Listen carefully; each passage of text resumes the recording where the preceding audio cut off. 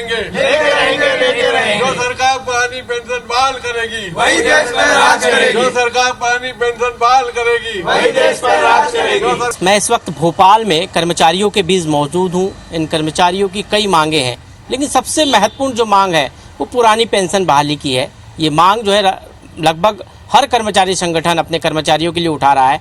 मैं सीधे कर्मचारियों से ही बातचीत करता हूं और जानने की कोशिश करूंगा कि किस तरह इस आंदोलन को वो लोग आगे बढ़ा रहे हैं। हमने सुना है कि ये पूरा जो पेंशन का आंदोलन है अब राष्ट्रव्यापी हो गया है। पहले आप प्रदेश में आंदोलन कर रहे थे, अब कहा जा रहा है कि अब दिल्ली में आंदोलन करेंगे।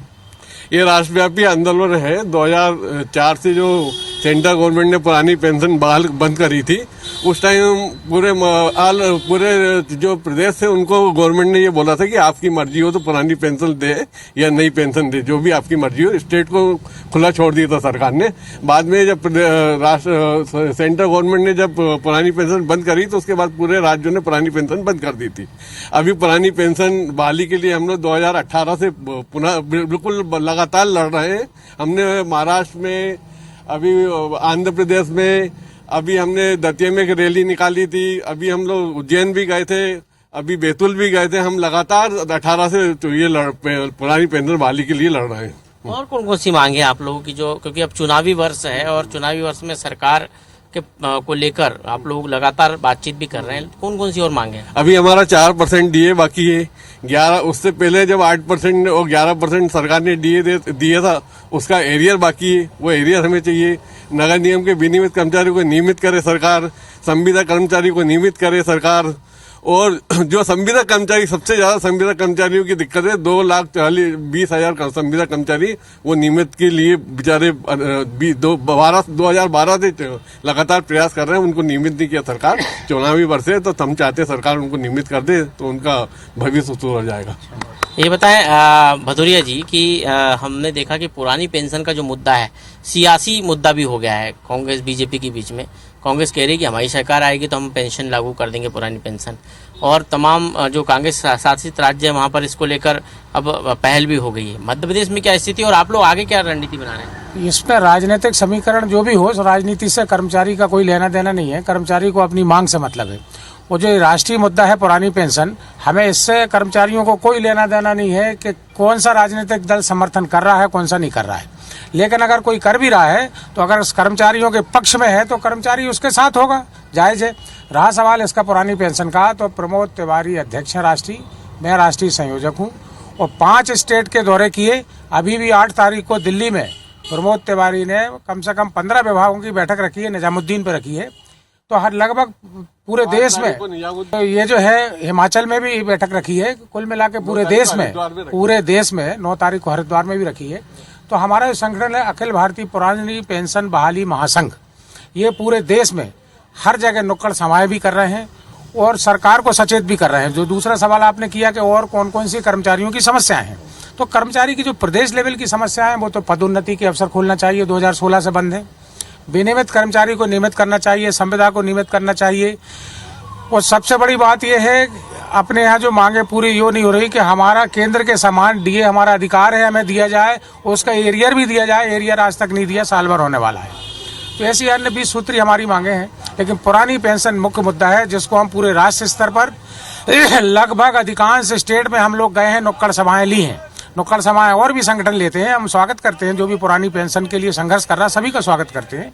लेकिन सरकार से, चाहे वो भारत सरकार हो या मध्य प्रदेश सरकार हो, सभी से हम बार बार निवेदन करते हैं कि कर्मचारी को नाराज करना सरकारों को महंगा पड़ता है। हर सरकार जब भी गिरती है तो कर्मचारी के कारण, बनती है तो कर्मचारी के कारण।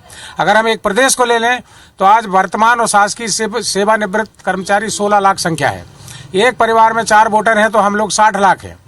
और अगर 1 के 4 मिलने वाले हैं तो आप समझ सकते हो, आपके मीडिया के माध्यम से भारत सरकार और प्रदेश सरकार को बताना चाहते हैं और विपक्ष को भी कि कर्मचारियों का अनदेखा ना करें, कर्मचारियों की मांगों को अनदेखा ना करें। इसके परिणाम सरकारों को भोगना पड़ते हैं। पुरानी पेंशन लागू हो जाती है तो क्या फायदा होगा आप लोगों को? अभी जो न्यू पेंशन का स्कीम जो दी है एनपीएस, उसमें मुश्किल से 5,000 6,000 से 8,000 केवल मिलने का है।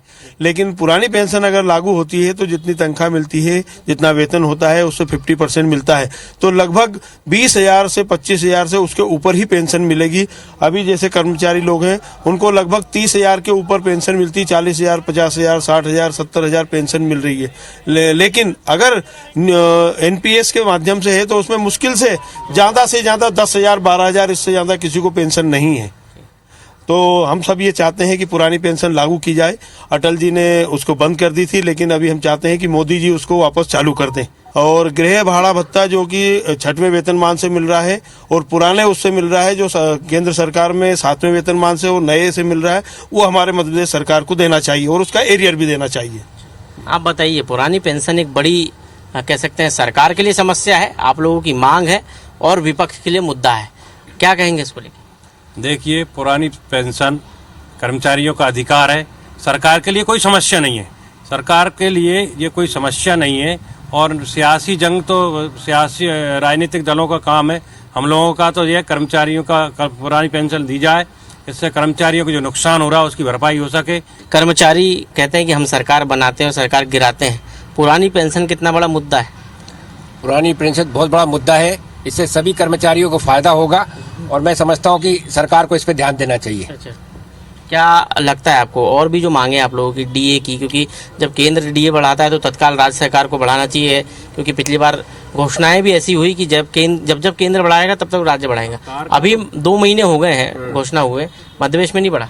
हाँ, ये बात सही है कि वो पहले ये डिसीजन हो चुका था कि जब भी केंद्र सरकार बढ़ाएगी तब राज्य सरकार को बढ़ाना के लिए, और इनको बढ़ाना चाहिए के लिए, ऐसा डिले नहीं करना चाहिए।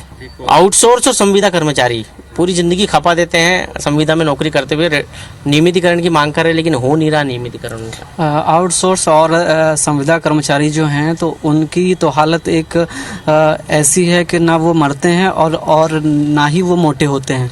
तो एक जो ये स्तर कहा जाए कि उनको नियमितीकरण की मांग जो है हमारी, तो वो जायज़ है और उसको लेके जैसा कि हमारे साथी गण जो बताए कि प्रदेश व्यापी आंदोलन है, राष्ट्रव्यापी आंदोलन है, ये सब कर रहे हैं, तो उसको लेके एक ये बहुत बड़ा मुद्दा बन सकता है। अच्छा अंकल, आप बताइए क्या कहेंगे? पुरानी पेंशन लागू बिल्कुल होनी चाहिए, हो रही है, बिल्कुल होनी चाहिए। कहा जा रहा है कि राष्ट्रव्यापी आंदोलन करेंगे, सरकारें नहीं सुनेगी तो आइए। हाँ, बिल्कुल होनी चाहिए। पुरानी पेंशन जो भी है सरकार जैसे जैसे देती आ रही है उसको देना चाहिए स्टेट को।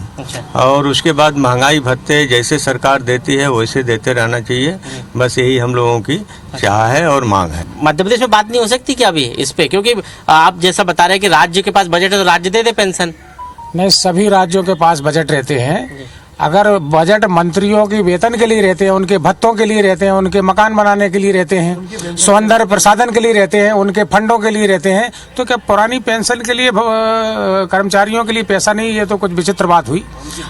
हर राज्य में अगर वो सांसद रहा है, विधायक रहा है, जो भी पद पर रहा है, अलग अलग पेंशन ले रहे हैं। वो कर्मचारियों के लिए कह रहा है बजट नहीं है, ये बात कहीं से जमती नहीं है। आपने भी कहा कि नेताओं को पेंशन मिलती है यदि वो जनप्रतिनिधि बन गए, विधायक सांसद बन गए, कर्मचारियों की पेंशन खत्म कर रहे हैं, नेताओं को पेंशन मिल रही। विधायक या सांसद महोदय या पार्षद महोदय, इनकी एक एक नहीं 10-10 5-5 पेंशनें मिलती है, उनको भी सिंगल पेंशन देना चाहिए। और कर्मचारी वो केवल अगर एक बार मात्र केवल शपथ ग्रहण कर लेते हैं तो उनकी पेंशन लागू हो जाती है। लेकिन एक कर्मचारी अपनी पूरी जिंदगी खत्म कर देता है, 40 साल 42 साल नौकरी करता और उसके बाद भी उसको पेंशन नहीं मिलता, ये तो बहुत बड़ा अन्याय है मेरे हिसाब से। आप रिटायर हो गए, पुरानी पेंशन नहीं मिल रही आपको, नहीं मिल रही, कितनी पेंशन मिलेगी आपको?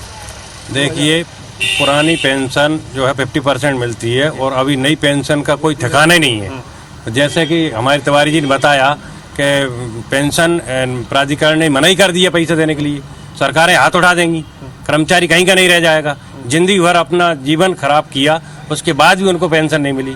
अच्छा, दूसरी चीज़ क्या, सरकारों को ये ठेका प्रथा बंद करना चाहिए। हमारे यहाँ अस्पतालों में जो रोगी कल्याण समितियों में बेचारे पूरे जीवन से काम कर रहे हैं मजदूरी की तरह, मजदूर की तनख्वाह मिलती है उनको, मजदूर का वेतन मिलता है, दैनिक वेतन में, और कभी उनका कोई ठिकाना ही नहीं है ना रेगुलर। ठेका प्रथा में पूरी सरकारें ठेके पे जा रही हैं। अब नए कर्मचारियों कोई रेगुलर भर्ती हो ही नहीं रही है। और संविदा होती है, इसके बाद आउटसोर्स कर ले। ठेका प्रथा बिल्कुल सरकार से बंद होना चाहिए। और जो पुराने काम कर रहे हैं, ठेके में हो चाहे संविदा में हो चाहे किसी समिति में हो, उन सबको रेगुलर करना चाहिए सरकार को। सवाल आपका है, मैं आज हमने कर्मचारियों की मांगों को सुना। पुरानी पेंशन सहित कई मांगे हैं कर्मचारियों की, जिसको लेकर चुनावी साल में ये कर्मचारी सरकार के सामने अपनी मांगे रख रहे हैं। अब देखना होगा कि सरकार इनकी मांगों पर कितना अमल करते हैं। खास पेशकश में आज इतना ही। अगली बार फिर किसी मुद्दे पर आपसे मुलाकात होगी। कैमरा पर्सन अजय माली के साथ में पटिया, IBC 24 भोपाल।